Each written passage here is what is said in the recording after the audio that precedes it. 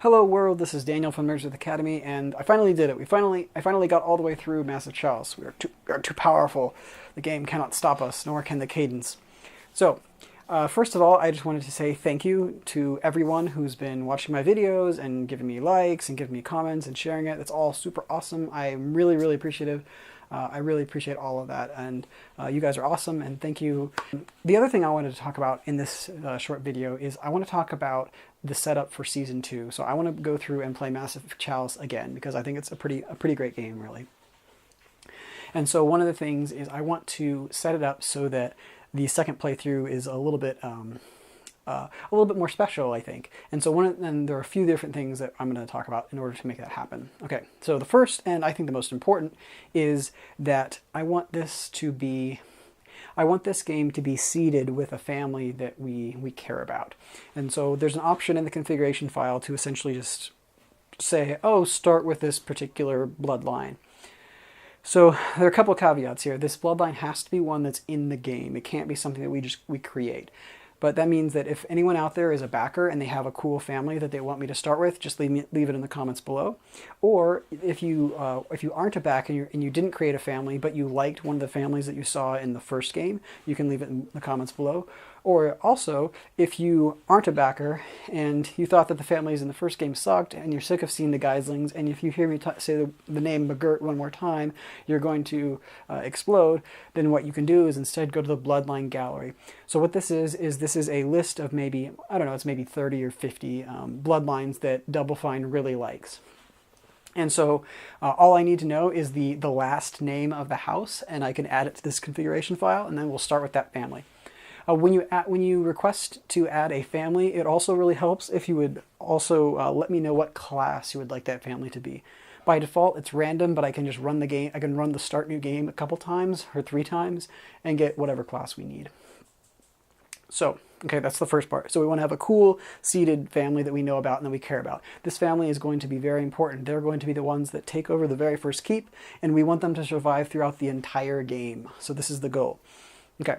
The second point, this family, it may not necessarily be like every other family in the game. I want this family to be a little bit special, and I want to sort of role play them just slightly. So if this family has any particular quirks or perks that we need to know about, or history, or just sort of like how the characters would relate to other characters, then let me know in the comments. It doesn't have to be this huge elaborate backstory. It might just be, this is a family of, fearless warriors and they're completely reckless and they like to get themselves killed, or this is a family that, they're all generals and they like to lead from behind. Whatever the sort of, very short little bit of role-playing that allow me to help make this family a little bit more interesting, a little bit more special. The next thing that I wanted to talk about is the class balance that I'm hoping to use. So I really want to take advantage of caberjacks in this playthrough. So I want to use a lot of caberjacks, probably 3 to 4 every mission, and I also want to use alchemists. I want to use hunters very little, if at all. So my thought is that I may not even have a hunter house. I might just use them sort of as they come and go. I will have to see how viable that is, but I really want to try to get some high-level caberjacks early and some high-level alchemists early. I loved the caberjacks at level 10 on my last couple missions. I thought that was awesome. The kill rage is amazing, and I thought it'd be fun to get that a little bit earlier.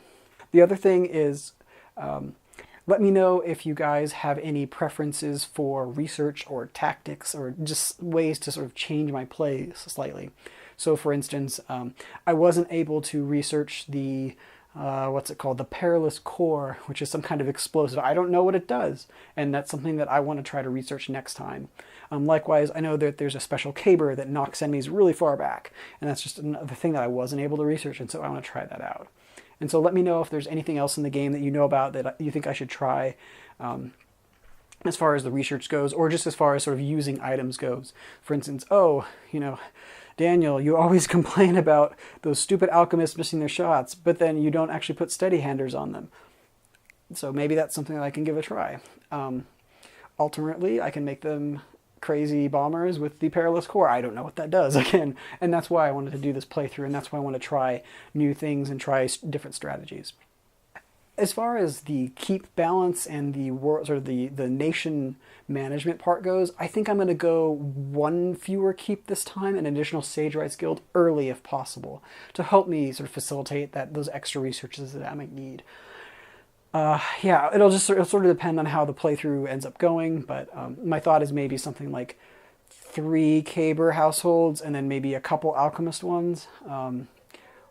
Maybe. It'll it'll depend on what we have available at the time, but that's my goal. And again, I think I really want to limit the amount of hunters that I bring into the battle. Yeah, so I think that's about it. So yeah, just let me know if there's a cool family that you would like me to include. Again, it has to be in the game already. It can't be something that we create just yet. And then let me know if there are any quirks about that family that I should know about. Let me know what that family, what class that family should be.